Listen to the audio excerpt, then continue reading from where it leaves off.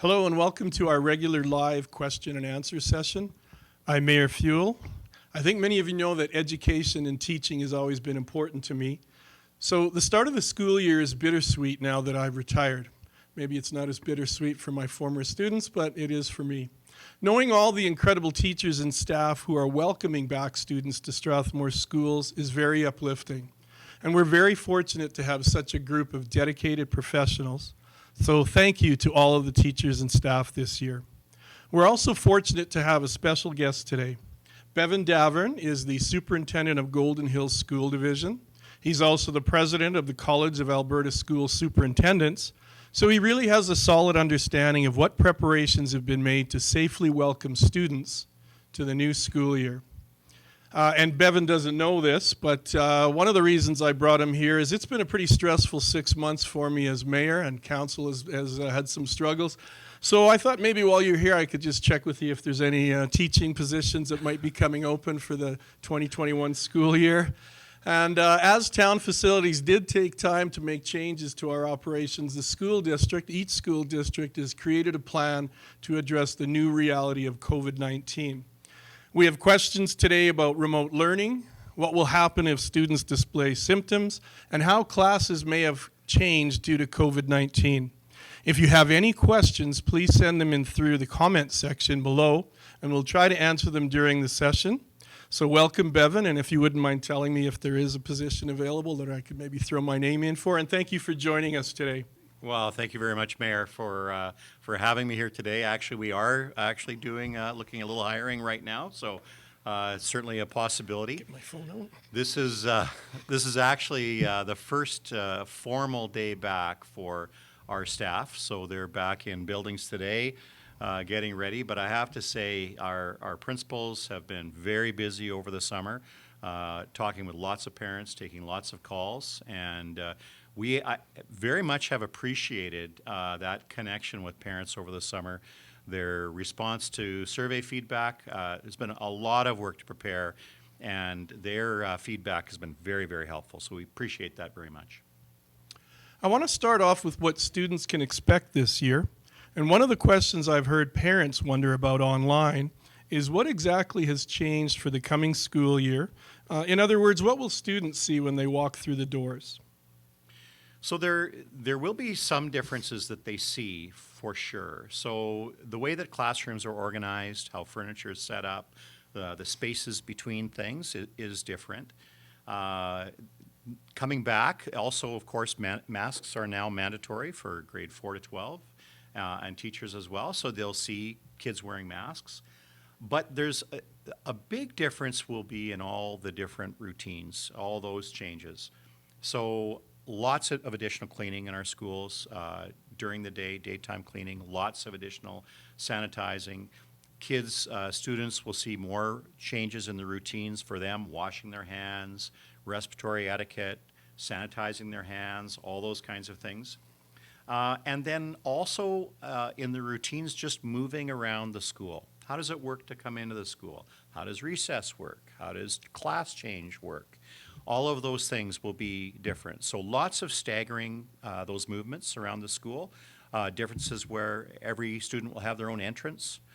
Recess breaks will be a little different. So it's a lot of small things, but it adds up to a big shift in safety and wellness and reduced risk. Thank you. And it sounds obviously like there's been a great deal of work that's been done to prepare this year. And I do know that when the town's local state of emergency was in effect, we received a lot of information directly from Alberta Health. And I imagine you've been receiving a lot of information as well to help with all your school preparations. Oh, we sure have. It has been a very busy summer. I think a lot of us have been keeping up with Dr. Dina Hinshaw, our Chief Medical Officer, and her live FaceTime or her on-air explanations. That's been very helpful. They've also been regularly updating all of our documentation, which we use as sort of the backbone of our planning. So that has been regularly updated, sometimes daily, certainly every week over the course of the summer. We have our own relaunch guide that's posted on our website. That is also always up to date, and we make adjustments on it anytime that there's any change. And as a result, it trickles down and it impacts our planning as well. You know, I have to say, it has been a lot of challenges, and you've mentioned that, and certainly families have experienced that. As a school system, there's many challenges in getting prepared. But the leadership we've had from Dr. Dina Hinshaw and from our education minister has been very good for all of this. They've provided clear direction for what we need and also a little bit of flexibility, because our situation here in Strathmore is different from our situations elsewhere in the province. And that's true. That's a really good point. And Strathmore, again, I just want to congratulate all the residents here in town. You worked so hard at the start of this pandemic to limit your travels and to stay as safe and secluded as you could. And you've done a great job. I think as of today, we only have one case in the town of Strathmore. So you're absolutely right. Strathmore has a different situation than other communities, especially the larger ones. So again, kudos to the town of Strathmore's residents. You all worked really hard to help achieve this.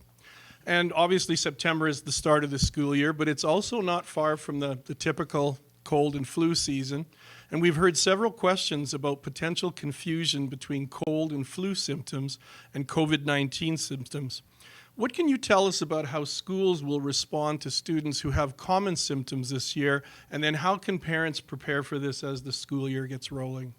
Well, your timing for that question is pretty perfect, Mayor, because we've just released our screening tool. Now, this is a screening questionnaire that's been put together by Alberta Health Services and Dr. Dina Hinshaw. School divisions all across the province are using this same tool, and just as we've managed all through this process, everyone has a part to do. And we're asking our parents, our older students, and certainly our staff as well, to make this screening tool part of their daily routine in the morning. And there's a number of questions on it. You go through the tool. This is posted on our website. We have a QR code for mobile devices. There's a link as well.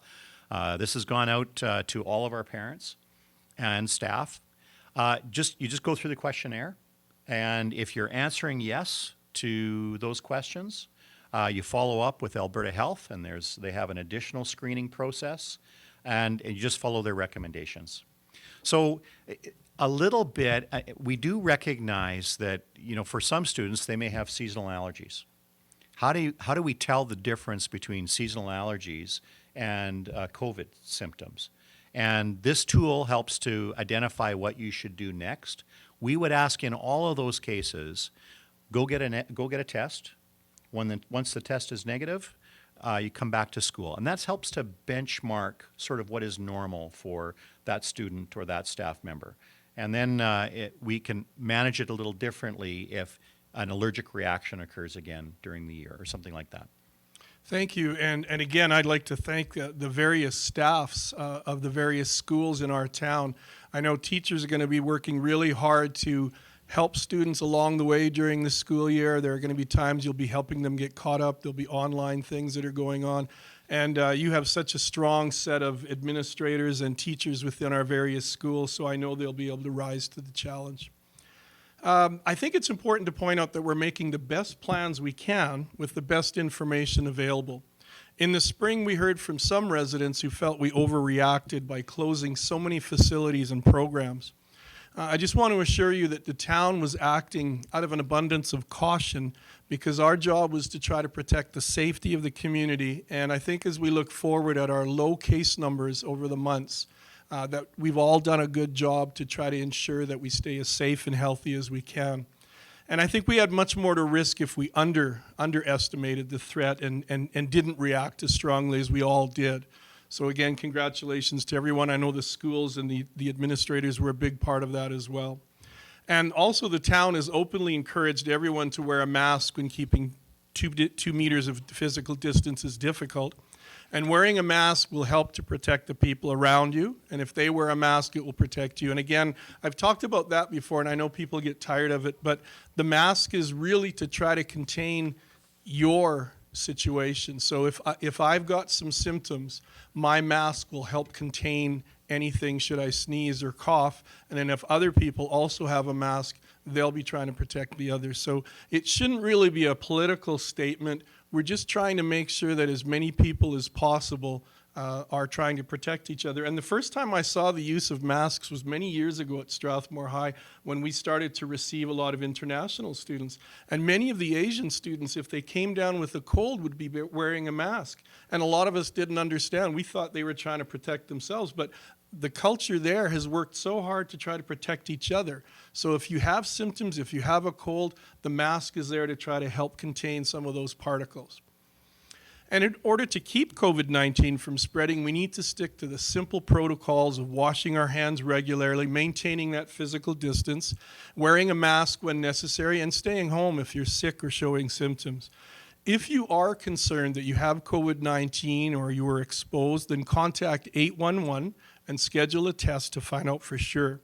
The more we do to keep infections low, the safer we all will be.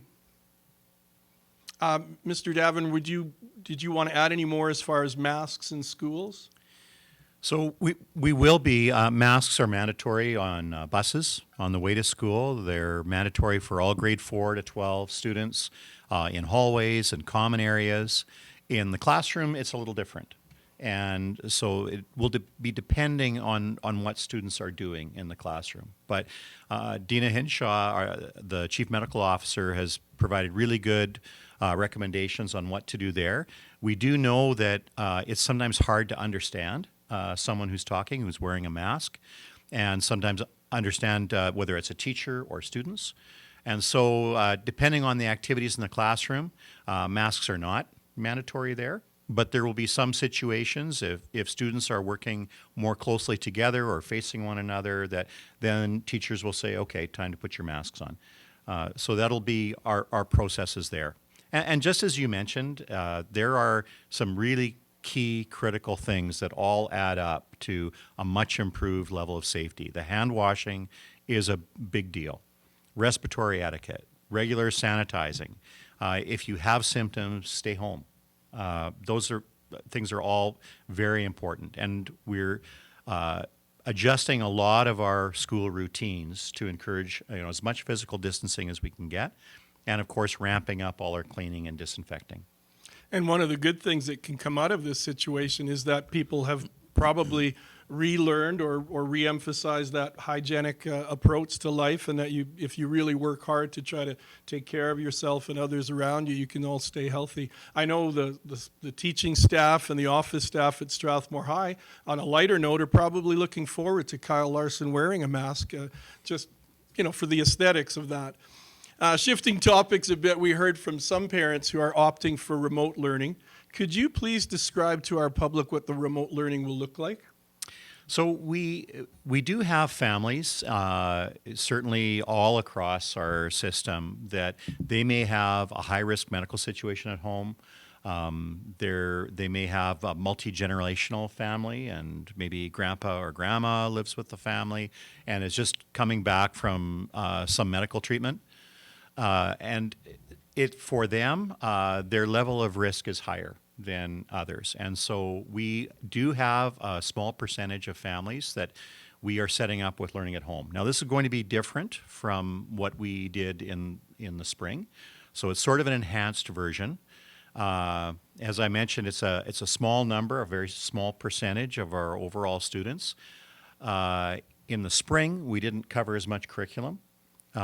This time, it will be important that those students stay caught up. So we will be assigning teachers to work directly with those students at home, stay connected with them. It's a teacher-directed program. Obviously, for very young children, need to have some parent support. But as children get older, students get older, they can manage better and more independently. So we know also that situations change too. So for families that start with a learning at home program, within that program, they can come back to school if their situation changes. So we will keep them registered in their regular class with their regular teacher at their community school, And if their circumstance changes, if all of this changes, they can come back when it works for them. So we're trying to make those transitions easy for people. We're also looking for ways to keep those students connected with their classroom. So looking for opportunities for some social connection. So if they do come back to school in November or January or March, they're not coming back to a class full of strangers. So they're kids that they're already connected and they've got friends, and it sort of feels normal. So that's our approach. We do hear people talking about homeschool and that kind of thing. The one thing just that we want parents to understand, if they're opting for traditional homeschooling, that's a parent-led, parent-directed program. So mom or dad is completely responsible for everything that the student learns, choosing the curriculum, all of that. We also don't have the same flexibility for those students to be able to return to school at any time. So the learning at home, it's still the teachers in charge, less responsibility for parents during, lots of challenges right now, and more options throughout the school year. So we're trying to get as much information as we can to parents so that they make the decision that works best for them. Those all sound really good, and I think the idea of online learning, where you get support from teachers that can give those students a lot of support and help them should they get to a situation where they can return, or hopefully in the new year if there's a vaccine that is safe and reliable, then we can start to transition back to a more normal school day-to-day thing. I should mention, Mayor, that some of it might be online and some of it might be paper and pencil. In our feedback from parents, it's been very helpful to understand that not everybody has the same access to technology at home, and so we'll be flexible and do what works. That sounds great. We have a question from a parent who's asked whether kids will get regular gym class this year. Would you be able to talk about this and how other classes have been affected? And maybe if you could touch on competitive sports, co-curriculars, things like that. Well, we certainly understand, and again, we've heard from parents, we've heard from students, and we've heard from coaches, both our staff and in the community. Physical education, competitive sports, these are important things. And for, lots of people, it's part of the reason we get up in the morning. So we want to make sure that as much as we can, we're offering good sports programs. Our gym classes and phys ed programs are going to continue very similarly to what we've done. Teachers will be choosing activities that are more supportive of physical distancing. So badminton versus basketball kind of thing. But also as we're moving forward, right now we have committees of coaches, community coaches, our staff and administrators, for example. We're looking at football. What can we do for that moving forward? And there's some really good ideas. We should have some announcement to come out fairly shortly. We're also looking at volleyball season, what that will look like. And many of our schools are also looking at more of an enhanced approach to intramurals and the sports that are available during the school day as well. So we want to make sure that we're doing what we can, and that will be some additional things this year. School is fun for lots of kids. Sports is a big part of that, and we want that to continue.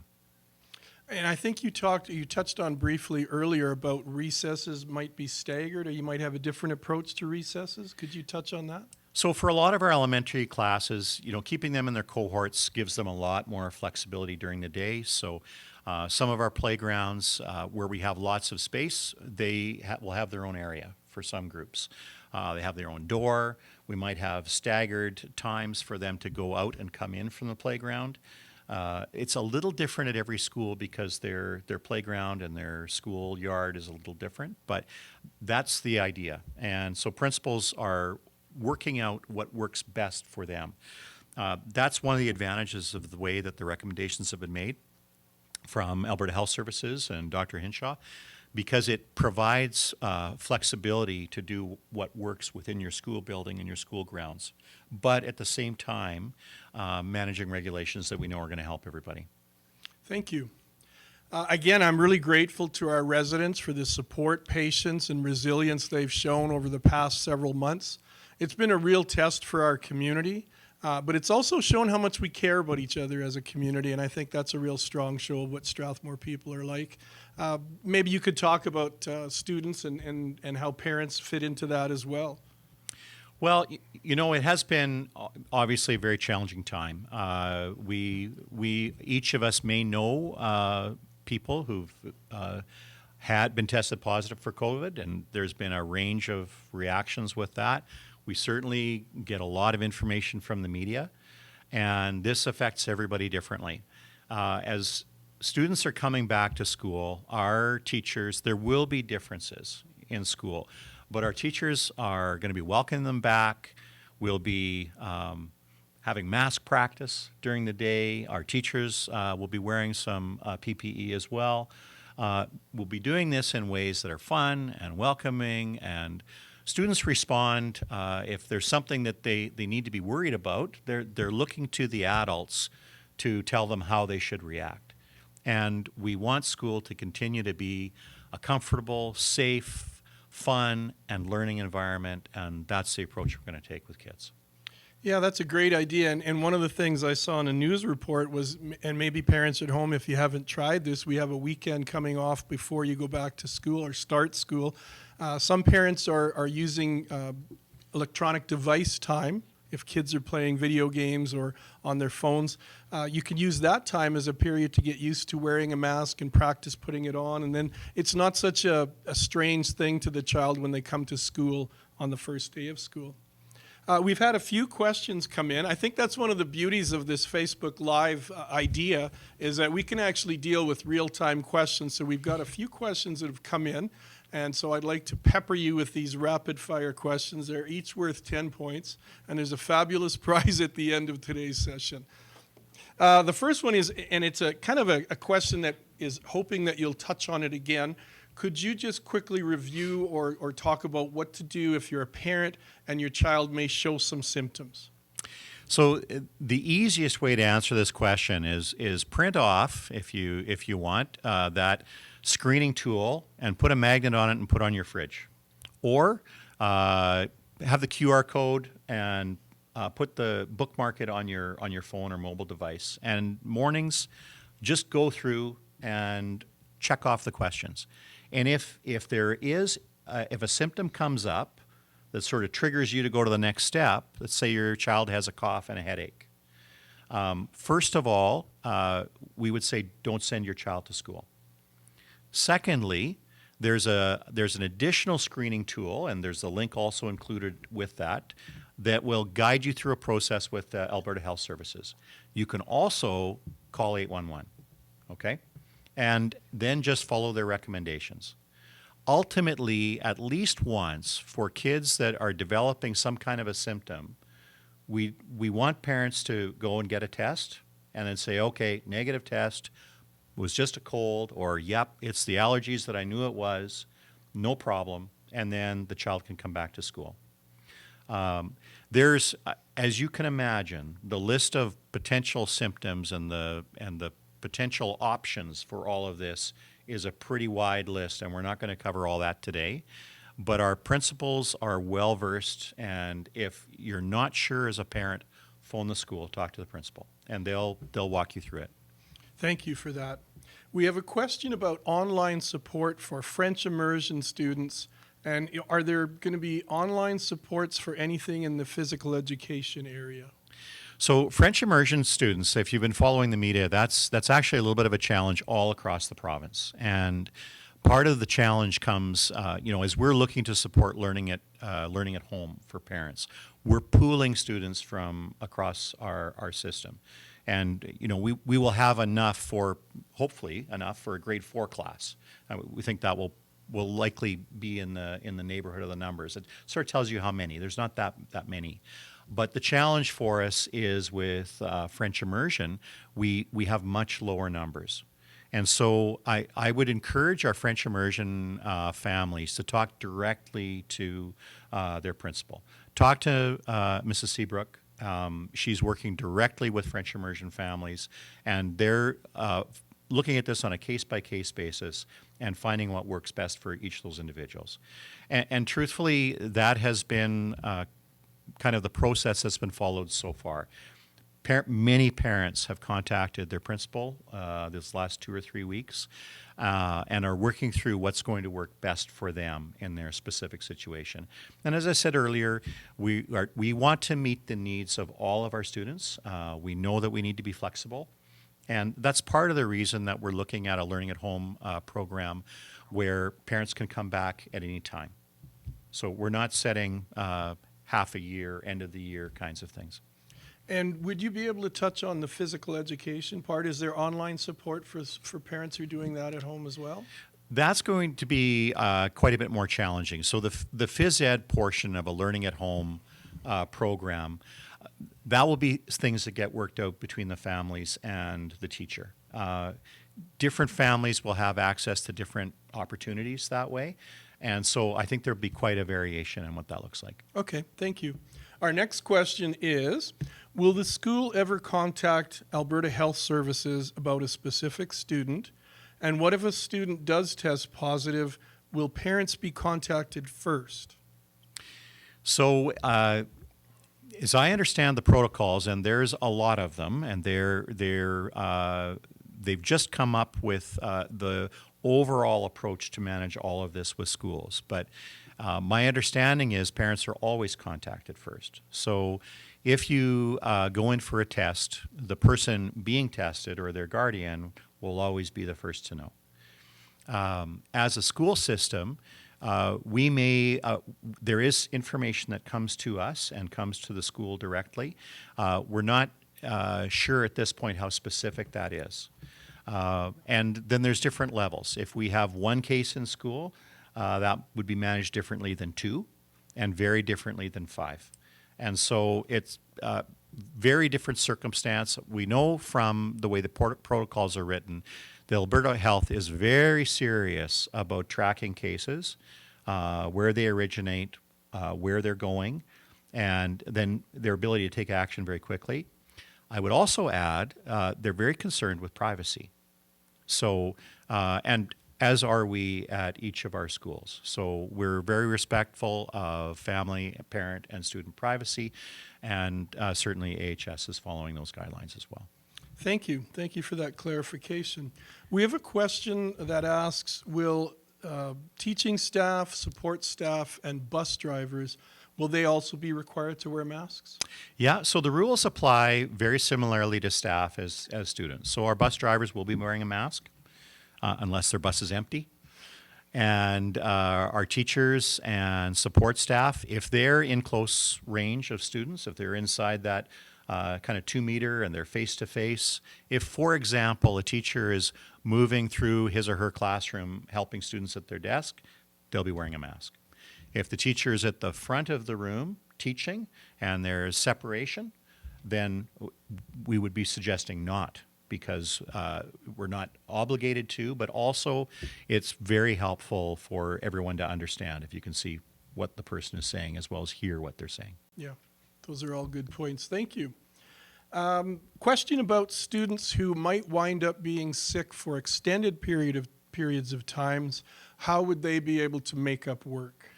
That's a very good question. So we think that that's one of our processes we're going to have to work through as the year goes on. Mayor, you would be aware, what we do right now, and we meet parents' needs in their circumstance. What that will look like if we have a large number of students all requiring additional support, we'll have to make adjustments on the fly. But, of course, as I said earlier, our job is to support families. Our job is to ensure that students are successful, so we will work something out. It will depend on how many we have.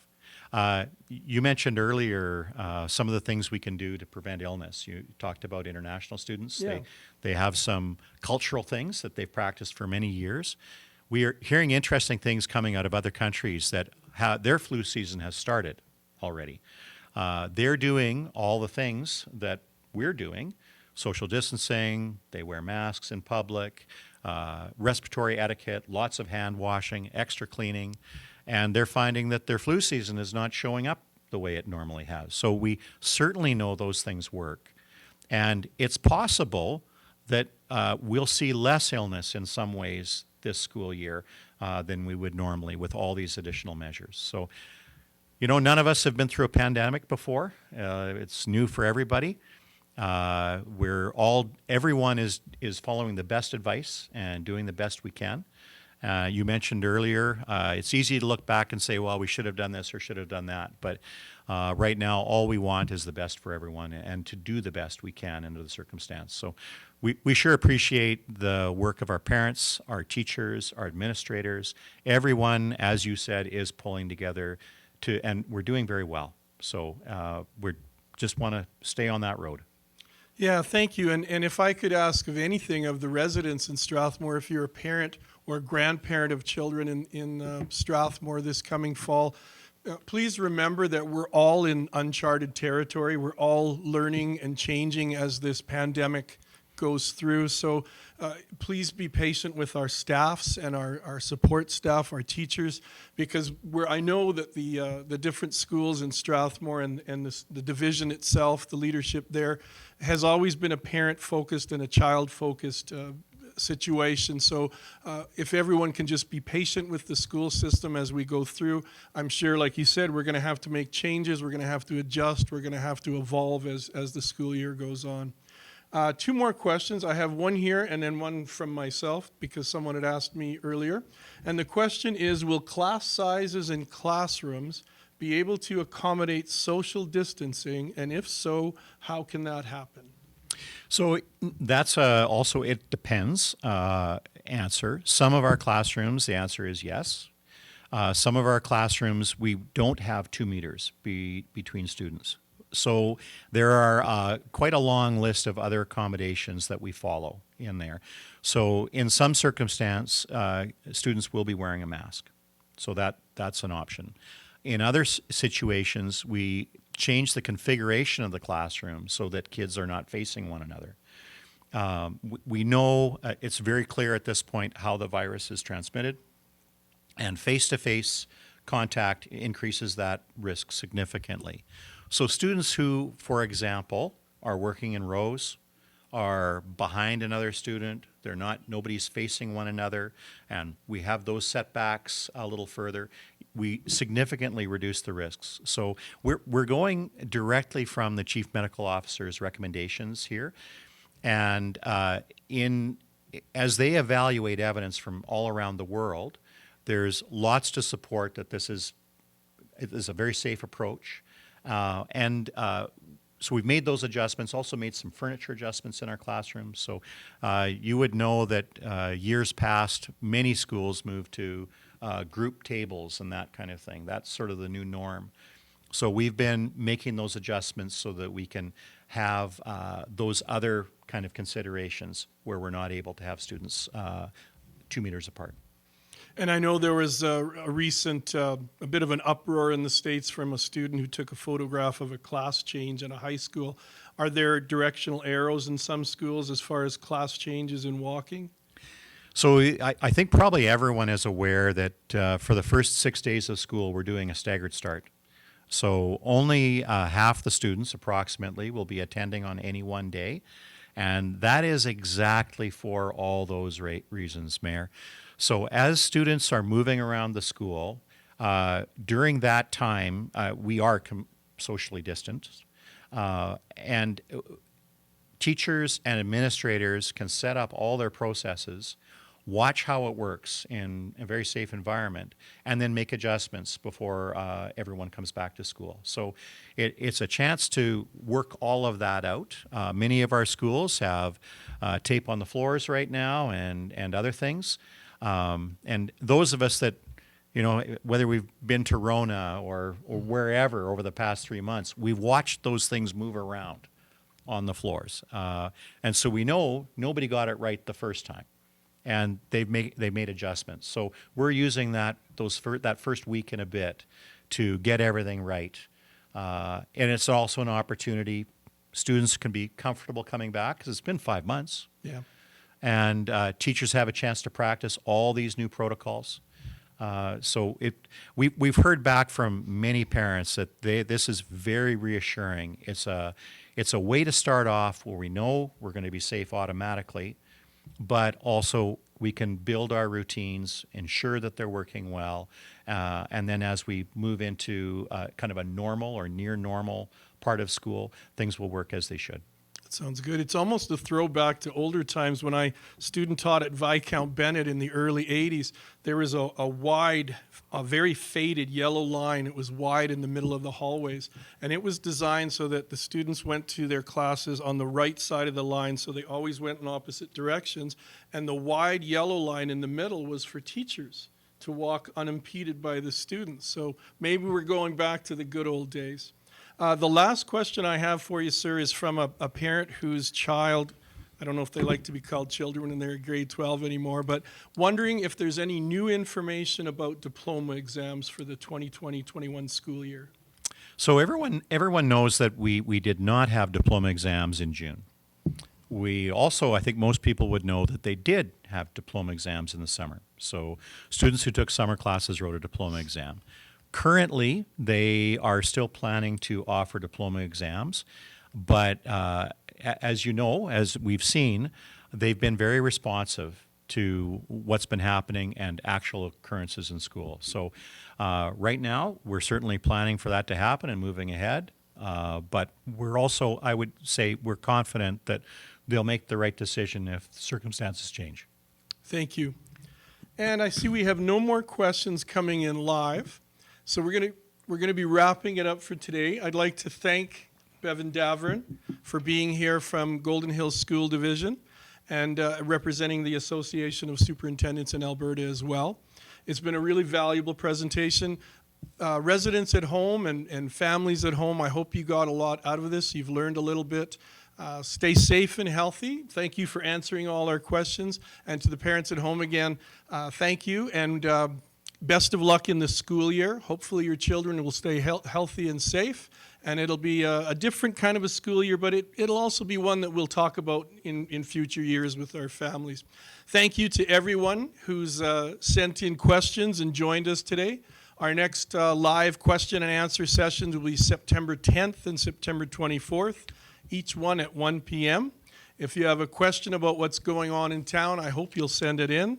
And Mr. Daverne, did you want to finish up with any comments? No, I would echo exactly what you're saying, Mayor. I think we want to have a great school year. We're looking forward to a very good school year. We know parents are very anxious to get back. Of course, all my comments were specifically about our schools here in Golden Hills and especially Strathmore. But we've heard a lot from parents that we need to get back to normal as much as we can.